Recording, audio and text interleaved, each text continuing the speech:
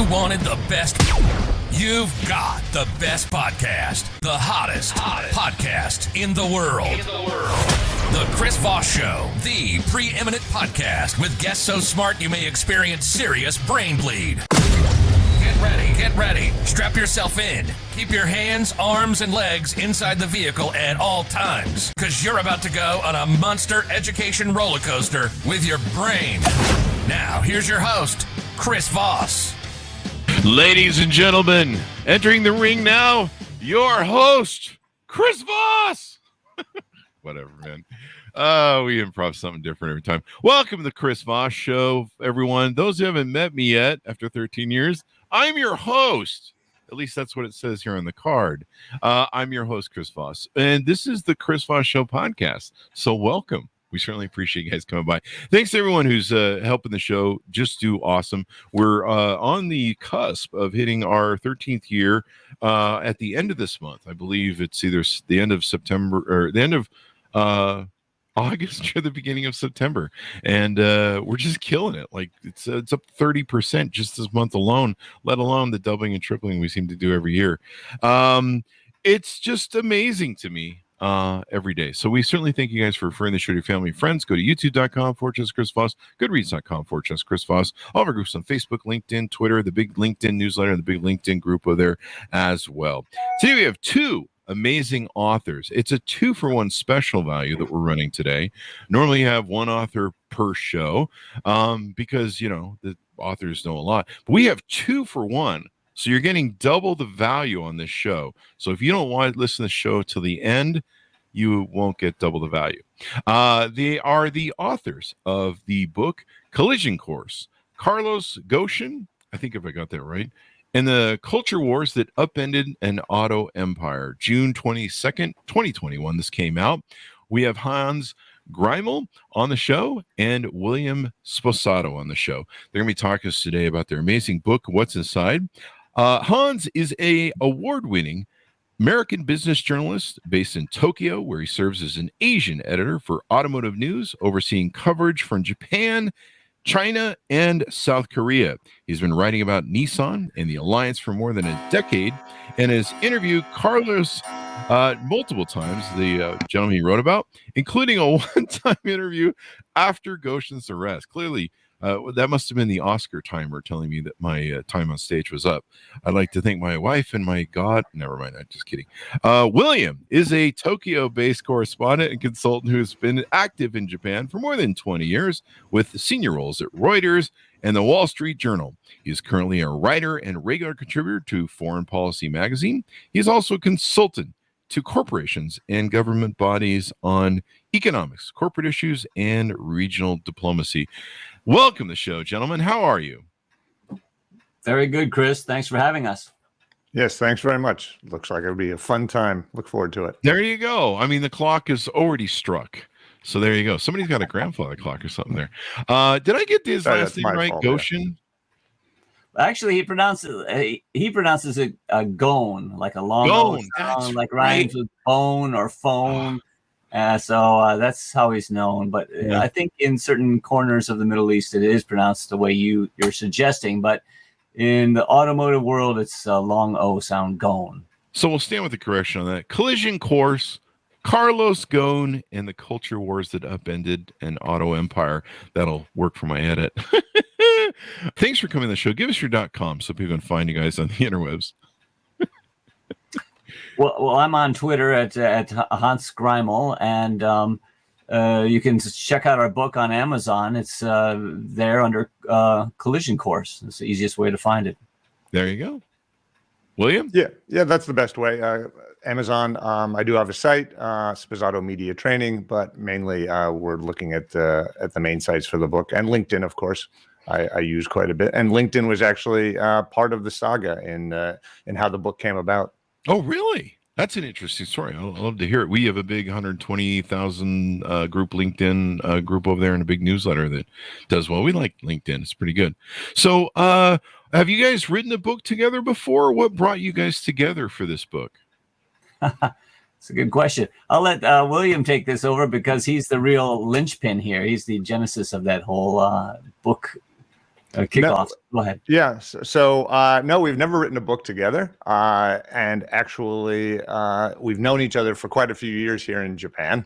Hans used to be with the Associated Press, and now I knew him when he joined Automotive News. And an agent got in contact with me actually, and the Ghosn saga was all in the news, and said, "Can you write a book on this?" And I said, "No, I can't write a book on this. I don't know enough about it, but I do know someone who does." So I got in contact with Hans, and we talked it over and looked at what each of us thought we could do in terms of a book and contribute in. And the two dovetailed perfectly. So basically, you knew a guy who knew a guy who knew a guy. Yeah, absolutely. So the book is very much like what we first mapped out in terms of the content. And because the story does tell itself. It's just a great saga, and there's so much more to it as well. So that's really how the book got started. There you go. It's astounding story, man. I mean, it's like when you the first time it blew onto my radar was when he gets escaped or taken or expatriated in a box on a plane, and it just hit the news everywhere. And then you just started hearing about it. And you're just like, this sounds like a movie script. Like, who wrote this? It's crazy. Yeah. So I think that's what put him on the radar screen for a lot of people worldwide, was that daring escape that he had in a box from Japan. But even before that, the story itself was just wild. It was a classic rise and fall of a all-star international executive suddenly picked up at the airport one day out of the blue and accused of all kinds of financial misconduct going back for a decade. So even before the escape, the story was wild and unbelievable. Yeah, and I think at one point he was either almost a billionaire or a billionaire. I don't know about his total net assets, but I think in terms of salary, he wasn't quite at a billionaire level, but he was probably had aspirations to get as close as he could. I think if I recall, he was negotiating a deal to get paid an enormous sum that would have put him close to that. So give us an overview of the book, the picture that you guys paint in the book of this gentleman. Well, I mean, we start off just telling the story of his rise and fall. I mean, he was quite one of the most famous automotive executives in the world, and still is. He was a transformational character in the late 1990s and early 2000s. He was a pioneer in things like consolidation of the industry, the drive for massive scale. He was a pioneer of electric vehicles. He was also a pioneer of autonomous vehicles. He was the first CEO to run two Fortune 500 companies at the same time. And he parachuted into Nissan at the tender age of 45 years old and basically saved a national icon from the scrap heap. So by the time on the eve of his arrest, he had basically cobbled together what became the world's largest automotive group or consortium. It had Mitsubishi, Nissan, and Renault together, and they were selling in excess of 10 million vehicles a year to make it the biggest automotive group on the planet. It's just crazy. I mean, he's doing what just about any Fortune 500 CEO would do in America. And where does he go? Where does he go wrong? I think he lives a kind of a vaulted life for like 10, 20 years or something.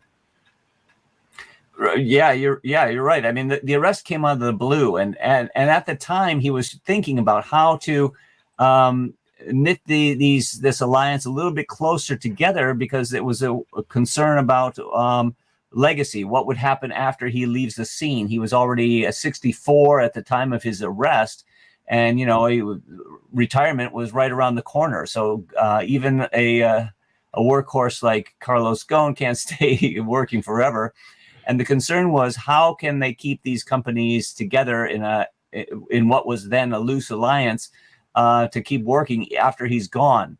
Because he had always positioned himself as the essential element, basically the one missing link that kind of held the whole company together. And without him, the concern was, well, maybe they'll go flying apart and this whole automotive empire will just crumble. So that was where we were at the time of his arrest.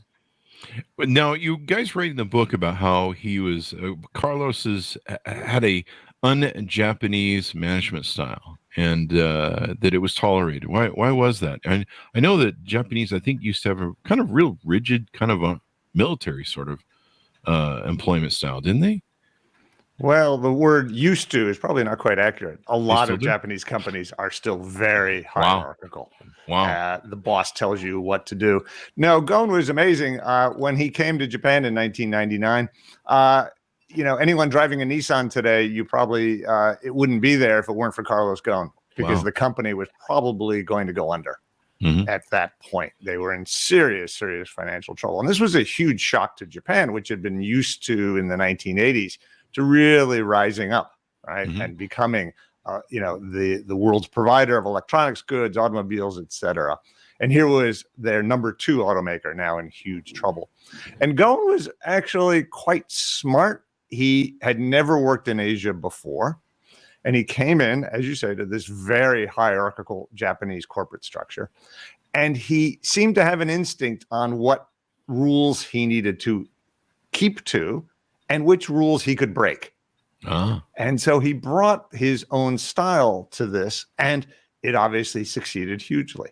Yeah. So as Han said, it's a 19-year saga. For the first 17 and a half years, it was all going brilliantly. Wow.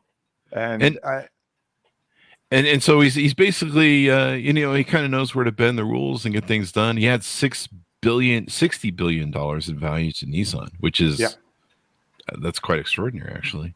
And there's some Japanese who say, well, no matter what he did, we have to remember that he had, created all of this wealth. So for any CEO to be able to turn around and say, look at the wealth I created. And that is one of the points that Ghosn makes in his defense. Do you think that he would have been prosecuted if he'd been an American CEO?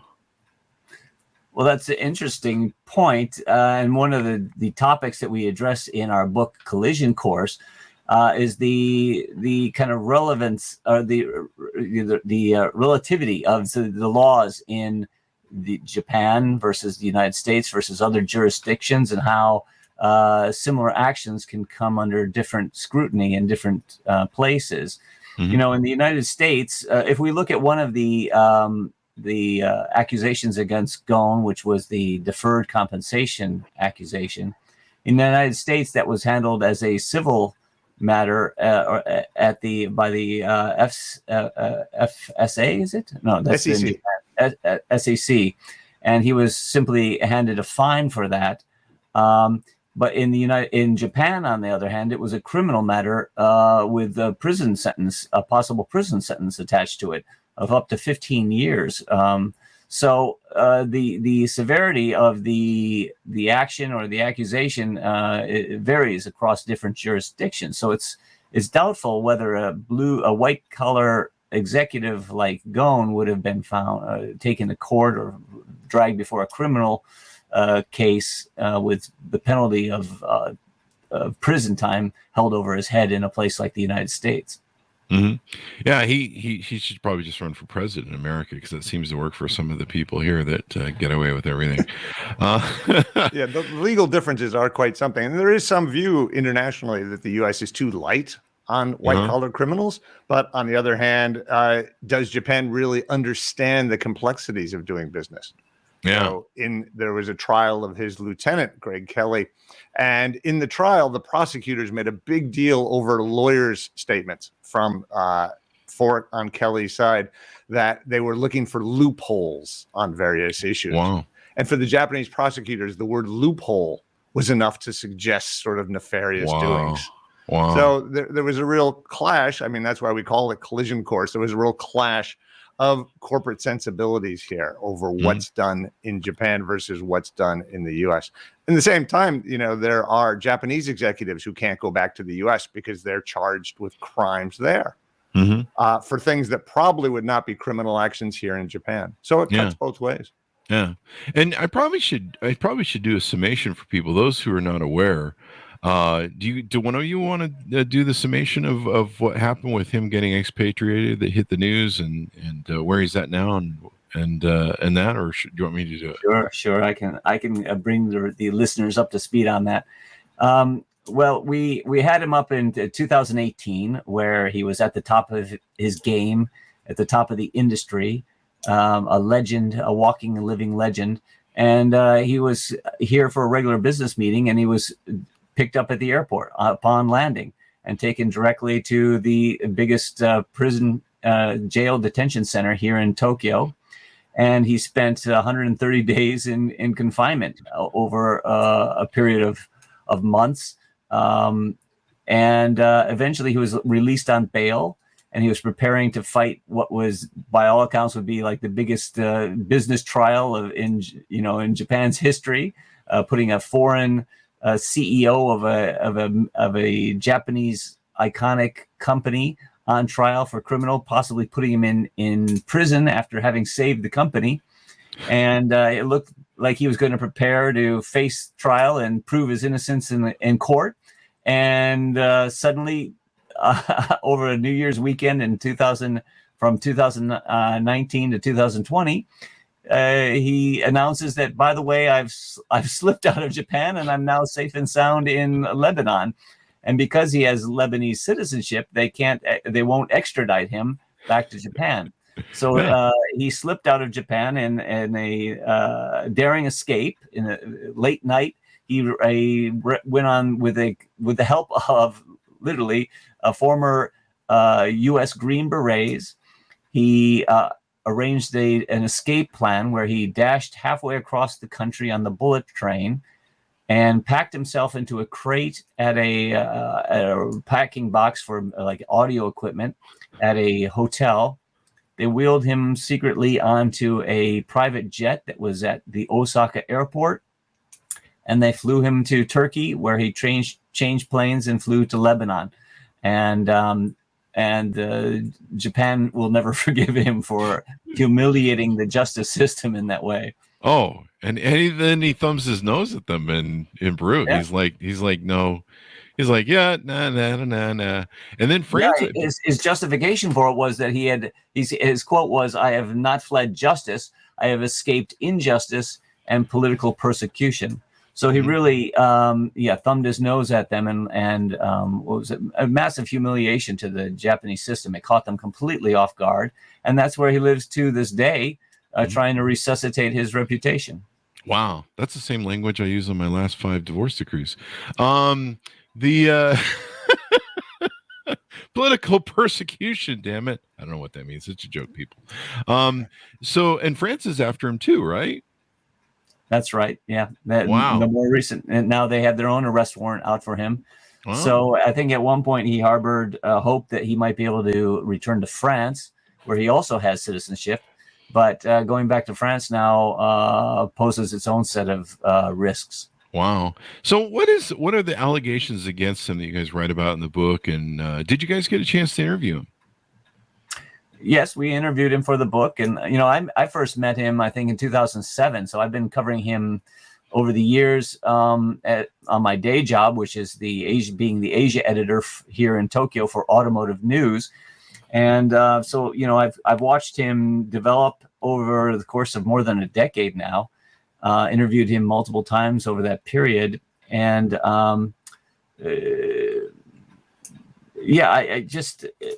it's an interesting development of the personality. You could say at the end of his career, or at the end of these years, he was kind of becoming more distracted. He wasn't as focused on the day-to-day operations of the companies as he used to be, or with the reputation of being a hands-on active manager. He was seen by some as a kind of the emperor with no clothes. No one could tell him no. The oversight of him was lax.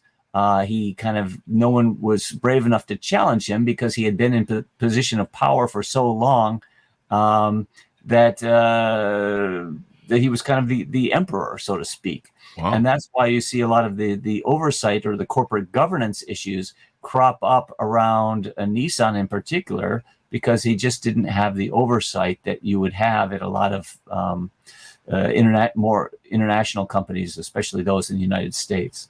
Wow.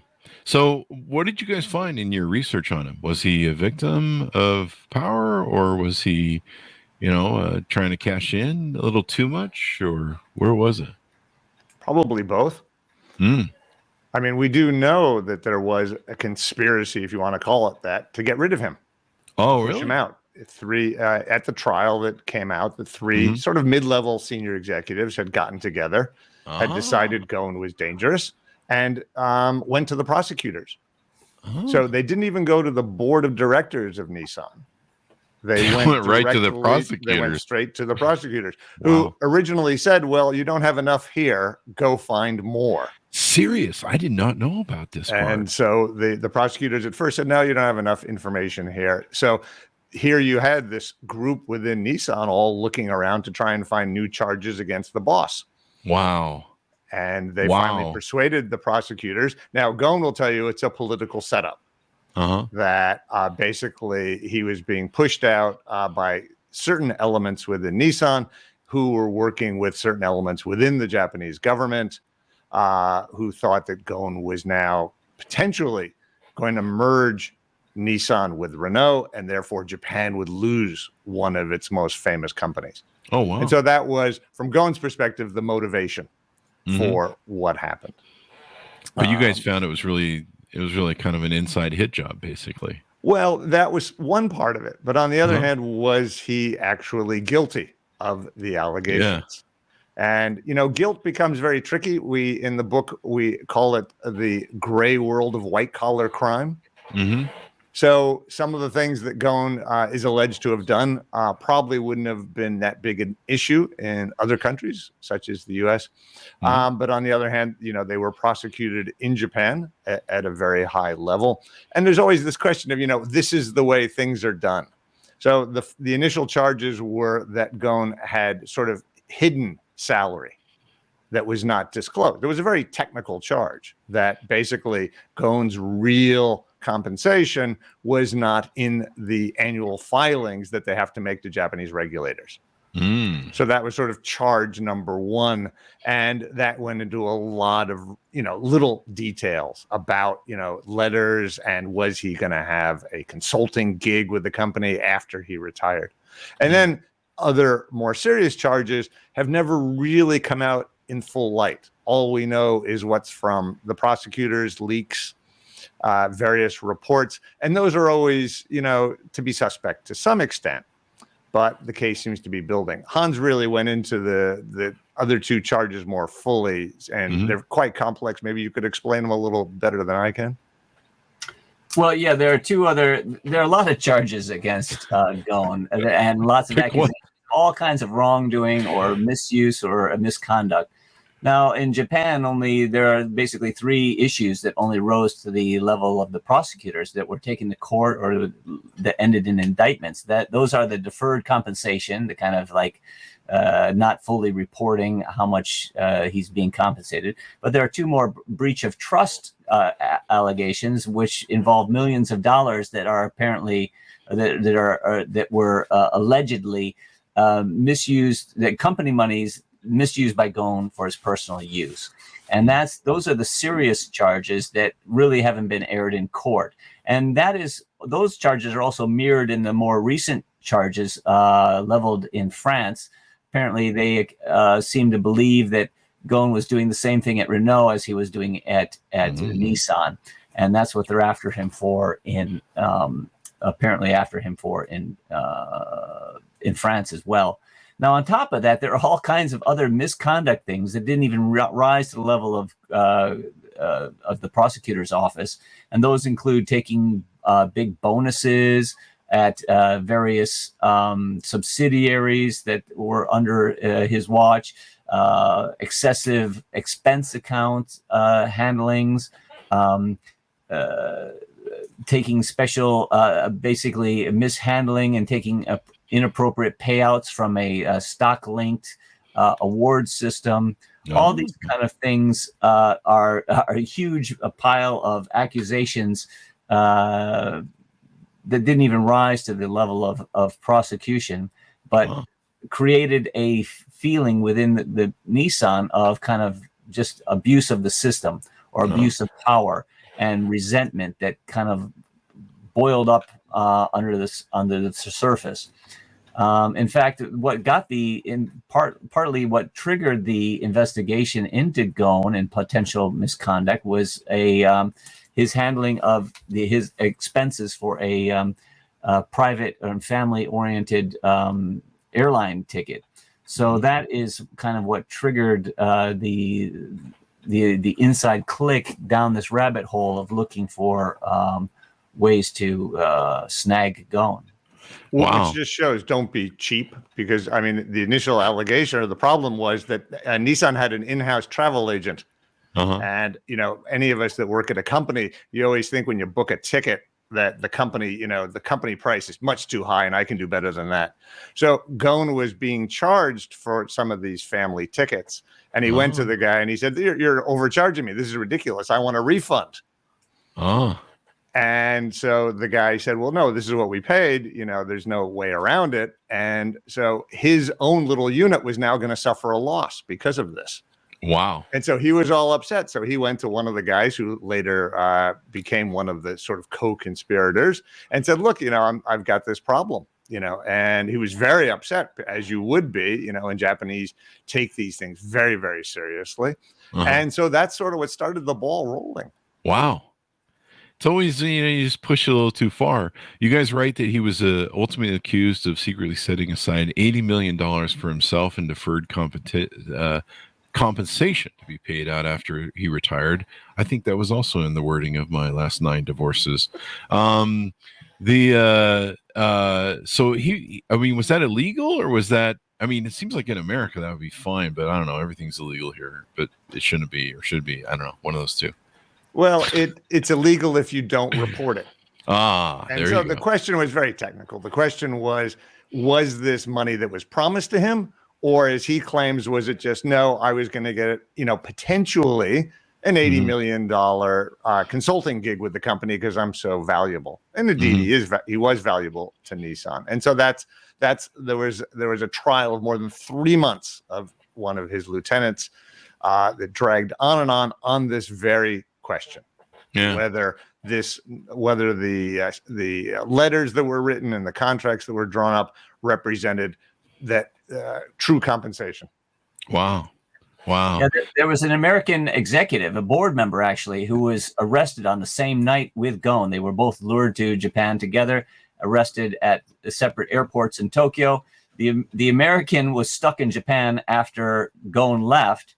His name is Greg Kelly, and he had to face trial all alone. So the prosecutors had expected to make Ghosn the main focus of the trial, but instead they were left with this consolation prize of just having put on his American lieutenant, who in the end, I might say, was found guilty on only, and given a suspended sentence on only 1 of the 8 years that he was charged with misconduct for. So the judge seemed to buy into Kelly's defense quite readily, but at the same time, in announcing the verdict, the judge was very clear that if Ghosn had been there himself, he would definitely have been found guilty. He blamed his verdict was focused as much on Ghosn, or even more so on Ghosn, than it was on Kelly, the actual defendant in the courtroom. That is some wild stuff. This has got to be a movie. I would watch it. The whole thing is just everything I ever learn about it. And the more I hear about it, the more it's just like you just what's that old thing about Hollywood? Truth is stranger than fiction. Like there's some things you just can't write because life writes it itself. So you guys talk about how more than 97% of the cases that go to trial, prosecutors win. I wish we had that here. But actually, the U.S. numbers are not that far off. It's really? A misconception. Yeah. At the federal level in the U.S., it's around 95%. Really? Most people cop a plea. That's true. What you see on TV is not at all realistic of any judicial system. Most of it is done by plea bargain deals, which don't actually exist in Japan, which is part of the reason for the difference and why there's so much pressure for people to confess. And that was one of the things about pretrial detention, that people are locked up until they basically confess to the crime. And that's what gets the conviction rate so high. Do you feel like the Japanese court system would have definitely thrown the book at him then, based on what that judge was going on about? Yeah, I mean, I think the court system here is a lot different from the United States. For example, if you're in prison or in detention, pretrial detention, the prosecutors can come in as often as they want and interview you and interrogate you without your lawyer present. Really? Wow. Yeah. So there's these very fundamental liberties and rights that we have in the United States aren't taken for granted, aren't even thought of here in Japan. The rules for sharing evidence are, very different as well. Greg Kelly, the American who stood trial after Ghosn left, was given boxes and boxes of documents as evidence, literally just days before the trial. And even now, he's still receiving boxes of evidence from the prosecutors after the trial is over. So these are, he is basically fighting the case with one hand behind his back because he didn't have the full set of evidence. Holy crap. So you can imagine, and that was kind of the small fish that the prosecutors were after. So you can imagine the kind of hardball they would play with the real target, someone like Ghosn. This sounds almost like New York police precincts when they used to interview suspects with a phone book. Big old yellow pages. If you don't know that joke, you can go see. What's the movie with Al Pacino? Anyway. No, but there is in New York, the perp walk is very similar. So, is it? Prosecutors will selectively leak things in New York. When I was reporting there, they would do what's called the perp walk, where they arrest someone in a high-profile case, and they want a picture of that suspect in handcuffs being brought out of the precinct to go to jail. Yeah. And so they can't expect the media to wait around all day. So you can call up the PR office in the New York City police and ask them, when's the guy going to get walked? And they'll tell you what the time, and therefore all the cameras are ready. And the implication is clear. This person must be guilty. Look, he's being carried out in handcuffs. So prosecutors are not always the most reliable people. And there were actually some big cases of fraud here in Japan that really shocked the nation about prosecutorial misconduct. Yeah. Serpico was the movie Al Pacino reference I was looking for there. So there's that. No one knows what I'm talking about because clearly it's an old movie. But yeah, I mean, they used to. There was an old thing, I guess, in the 70s where in New York they would use the phone book to get your confession out of you. So that's what that joke's about. So what do you guys think? Do you guys think he did it or he didn't do it? Do you think he should have went to jail, or do you want to comment on that? I don't know. I figured I'd put you on the spot. Hans can go first. And we're just doing this for fun, boys, so you don't have to throw down if you don't want. Well, the first thing I'll have to say is that I'm not a judge. I'm not privy to the full raft of evidence that's out there. I don't know the full legal implications and ins and outs of all the laws that he is accused of breaking. So I can't come up with a conclusion here on his guilt factor. On one sense, where there's smoke, there's fire. He fled and decided not to stand trial after saying that he would prove himself innocent. But there's mates in the eyes of Japan that just proves his guilt. On the flip side, he says he fled a system of injustice because he can't get a fair trial in Japan. And from an American point of view, it's hard to argue with that because the system here is very different. Now, Greg Kelly skated by. He stayed and he stood his ground and he defended himself as best he could. And he got a 6-month suspended sentence and then was allowed to go back to the United States. So he's back home right now. But he lost 3 years of his life basically trying to fight the allegations here in Japan. And is basically financially strapped because of all the legal rules. He's appealing the case. He's appealing the one guilty verdict that he had. And the prosecutors here, that's another difference, are also appealing the non-guilty verdicts because prosecutors here can keep you basically strapped to the legal system by even appealing non-guilty verdicts over and over again and bleeding you dry. So his life is hardly very fun now. And you can imagine that would be what would be awaiting Ghosn. Ghosn said that he would basically because of the legal system here, he would spend the rest of his life in Japan and might even die here because he didn't expect to be found innocent. So I'll put you down for plausible deniability defense and possible non-denial denial. His partner or his Mr. Kelly ends up only getting 6 months and left off. Do you think they're ever going to get? Oh, is France after him? That was the question I had for you. Is France after him as well? Well, yes, France is after him, but I think from the Japanese point of view, the best thing to do is just to keep him bottled up in Lebanon. I'm sorry. I should have clarified. Greg Kelly, is France after him too as well? No. Where does Greg Kelly reside? He's American, right? Yeah, he's American. He's back in Tennessee at his home outside Nashville. There you go. And Nashville is where Nissan has its North American headquarters. Do you guys get into the story of the guy who expatriated him, the craziness of that whole thing? Yeah.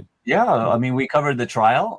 They were on trial here last year, and both pleaded basically guilty right away, and they were sentenced to jail. So the father and son are still here in jail, in prison in Japan, and the father has 2 years. I think the son has 1 year and 8 months. Wow. So they'll be out before you know it, and then they'll be able to tell their side of the story and maybe play a role in that movie that you because it was quite extraordinary. The guy was like he'd spent, I think, at least a decade or two being he would go find people that had been taken hostage and free them, I think, or go find people that were trapped in countries and get them out. And so he just kind of thought like this would be, to my understanding, he kind of thought that this would just be like one of those things where you can just enter Afghanistan and leave and no one gives a crap. And I think he got bad legal advice of his own, because after he did all this, number one, they sort of leaked their involvement, right, for publicity purposes. They're like proud of pictures, and then he goes back and he lives in Massachusetts, where he's obviously findable, and apparently he had been told that this wasn't actually a crime in Japan. Wow. And as I say, that turned out not to be quite correct. Yeah. So they were very smart at trial. They copped a plea very quickly. They expressed remorse in the Japanese fashion endlessly. The older one cried during the trial about how guilty he felt about all this. And that was, the right thing to do from their point of view. They were never going to be found innocent, right? There was the videos, et cetera. And so, get the sentence down to as much as possible. Japanese prisons are tough, but at the same time, they're not Rikers Island. They're safe. There's no inmate to inmate violence. There's no drugs. As long as, you're subservient to the guards and do what they want, it's not that bad in existence. So I think they figured they'll just sort of ride it out. That sounds boring. When I want fun, I go to Rikers. But, in a classic episode from the trial, Ghosn had led them to believe that, Ghosn was being tortured in Japan, and that torture was the normal thing in a Japanese jail, and that the commando, the former Green Beret, was all up in arms about this and thought he was really doing a service against injustice to save Ghosn from this torture. And then after spending time in jail himself, he was asked in trial, well, what do you think of jails now? Oh, it's not at all like I saw it. It's not no torture going on at all. This is much better than I expected. I realized I was wrong. Yeah, I was misled. Well, you can figure Carlos Ghosn has a different view of what represents torture. It's a small room. You have to sit on the floor. Oh, really? Yeah. And when you have to sit, you have to sit. You can't lie down. Oh, you can't do exercises in your cell. Wow. It's all very, very regimented. So I can imagine for Ghosn, used to having his own jet flying around, this was torture in some respects. Yeah. This sounds like my first 7 divorces, actually. Just kidding. Sometimes we come up with a good callback joke and we just keep using it. So I've actually had people write me and they go, how many divorces you've been through? Because the number always changes, and it's like, that's why it's a joke. I've never been married. So there you go. But no, I think it would be really interesting just to interview those guys when they come out. I mean, the whole way that everybody thumbed a nose at the Japanese, like, no, we got away. You're just like, holy crap. And I think he has to walk around with a security detail, right? Do you think Japan would ever go in and snatch him? That would be wild. That would be the perfect capper. That'd be the great ending. Because the story is still open-ended. We don't really have a conclusion to how this story will end, which is somewhat dissatisfying. But you can't imagine, I wouldn't put anything past it. There is past this story, because every time we get further into it, something unexpected happens. So it could happen. He could end up back in France or Japan to face justice. But I can't imagine like a team of Japanese commandos storming through with like a black helicopter and like hauling him off in a straitjacket or something. That's not the Japanese style. I think they're happy just to keep him bottled up in Lebanon and try to forget that this ever happened. There you go. I mean, that happened to my first 6 marriages, the black helicopter stuff. If we can get a whole Bruce Willis ending there, where I don't know how that works out, but yippee-ki-yay, motherfucker, and the end comes up, that sort of thing. Might be, I can see that being a great movie. Blow some shit up. You get who's that director? Bring him in. Stuff blows up a few times. You got yourself that's at least $1 billion movie right there. Maybe, I don't know, put Yoda in. You got some Star Wars spin on it. Yeah. Put Disney on the front of it. You're gonna make gulags of bucks there. Well, Lebanon is not the world's nicest place to be at the moment. That's true. Either. That's true. I wasn't gonna shame Lebanon, but now that you've done it, it is kind of a prison unto itself. So, well, he does have a nice house there, and there was an explosion. There was that huge explosion, I believe, last summer with the fertilizer ship, and his house was damaged in that explosion. Oh, was it? Yeah. They're like, holy crap, they found me. They're coming. Yeah, maybe. But he's 68 years old now. He was 64 at the time of his arrest. He's 68 this year. And, he's no spring chicken anymore. So I think, he may just be, just accepting his fate and living his life in Lebanon as best he can with his family. He's teaching some courses, right? He's teaching some courses. He's doing some advisory and consultancy work, he says, for other startups and things in the auto industry, and trying to mentor Middle Eastern up and coming business people. So he's trying to rehabilitate his reputation and stay with one foot in the business world. There you go. You know who he reminded me of? He reminded me of Mark Rich. Remember how Mark Rich in the 80s escaped?